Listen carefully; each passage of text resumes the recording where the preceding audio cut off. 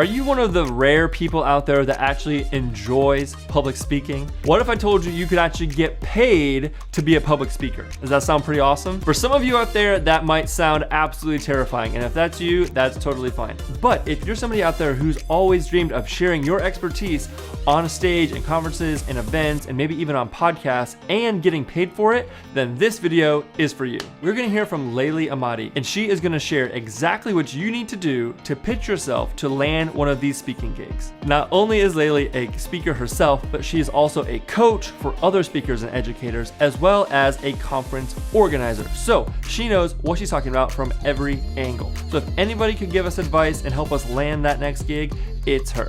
So with no further ado, let's hear from Laylee. Hey there, if we haven't had a chance to meet yet, my name is Laylee Ahmadi, and I am so excited to be working with you guys today all around pitching yourself for events. Before we dive in to the actual tactical and strategy-driven pitching advice that I'm going to share with you today, I want to just start with some encouragement. I know that pitching can be kind of an intimidating topic for a lot of us, kind of in the same way that professional and public speaking intimidates a lot of people. There is a lot of a chance of hearing a lot of no's or maybe even being ghosted or not having any responses at all when you first start putting yourself out there as a speaker.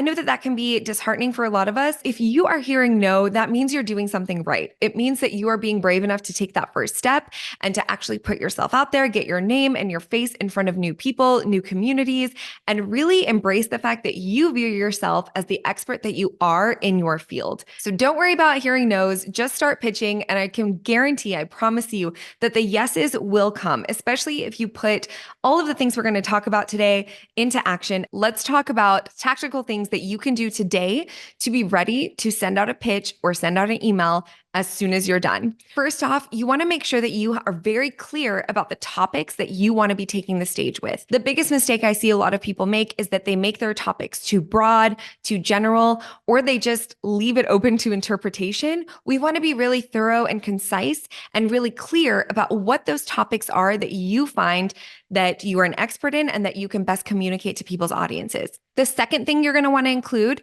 is going to be samples and or references. So if you have taken the stage before, that's incredible. And you hopefully have some video, some B-roll, some type of sample of work. Now, if you haven't and you're wondering where to start with that, you can always record a video of yourself speaking. You can do an Instagram live that you then turn into a video and put it on Vimeo or YouTube or your website. But you want to have some type of way for people to go, if they've never heard you speak before, do a quick tap and be able to see what you're like in action. If you don't have samples, I would at least include some references of people who you have maybe spoken for events before. And again, if you haven't, maybe let's start working on getting on some of those virtual stages because those are kind of the most approachable and the most common places you'll see looking for new speakers. Podcasts are great for this. And you want to have a list of those ready to go or little samples, again, ready to include on step 3, which would be having your media kit or speaker website. So I always say, in the same way that I mentioned professionalism, you want to have everything packaged really nicely so that if somebody is interested in your cold pitch or your application, they can click over to that and they can feel like they're getting all of the information that they need from you all in one place and really clearly defined. So taking your signature topics, that was number 1, your past work samples or references, that's number 2, and including them all in your media kit or your speaker website so that you're able to include more information in any pitch that you are filling an application out or sending a cold pitch email to. Let's talk about the pitches themselves and some quick do's and don'ts and common mistakes that I see made all the time. Number 1, we do want to, you can guess it, be professional. We want to promptly respond to emails and inquiries. We want to be really respectful of people's processes.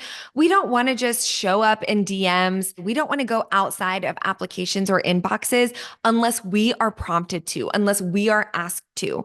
And when that happens, we do want to be prepared with that media kit, with that speaker website, with our samples of past work. And if we don't have past work, with the samples that we've recorded in our own homes or wherever, we want to make sure that we're prepared to show up professionally and promptly and quickly. Because as event hosts, I know the one thing I really appreciate and look for is a prompt response, a thoughtful, quick, and professional response, and respecting my process.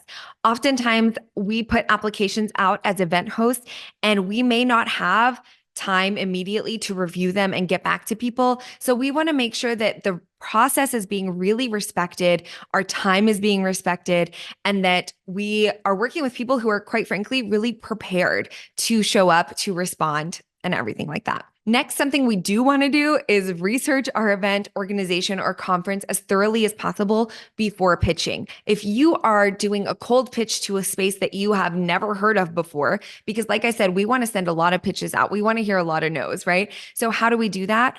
We're going to have to do some digging. We're going to have to find some events, some speaking opportunities of places and people that we've never heard of. So that means that we're going to have to do our due diligence and research those events thoroughly to, one, make sure that it makes sense for us to show up and to serve their audience, and two, so that you can be really thoughtful and thorough in your pitch before you actually send it out. We also don't want to overpromise. We want to be honest about what we can deliver. A lot of times when we are doing cold pitches and it's somewhere we've never been before, it's really enticing to make ourselves sound incredible and just, unshakable. And I think those are amazing things to be confident about. We want to make sure that we're being really honest about what we can deliver and that we know for a fact through our research that it's a good fit for us to be pitching in the first place. One thing we don't want to do is once we start getting the yeses, we don't want to ignore feedback. Now, I know as experts in our field, sometimes we get a little bit, I don't want to say overconfident because I think confidence is really important, but I think sometimes it can be hard to go back to our humble beginnings and remember that it's really important to be a humble learner. It's really important to be eager for feedback, to ask for feedback, and to be really self-aware that we're going to have to grow in this arena the same way that we did as experts in our field. So we don't want to take any of the feedback personally. We want to apply it professionally, and we don't want to take those rejections personally either.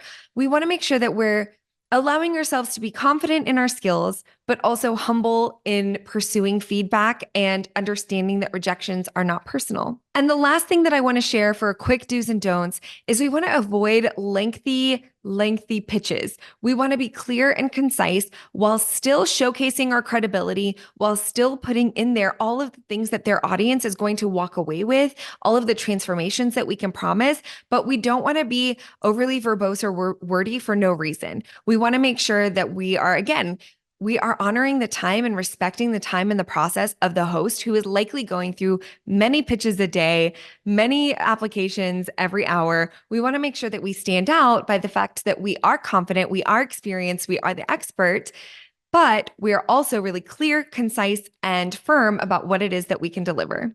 I know that the world needs what you've got. They want to hear your voice. So speak up. Don't be scared. And if you are scared, this is my own personal catchphrase I repeat to myself on the daily. Do it scared. Do it anyway. I believe in you.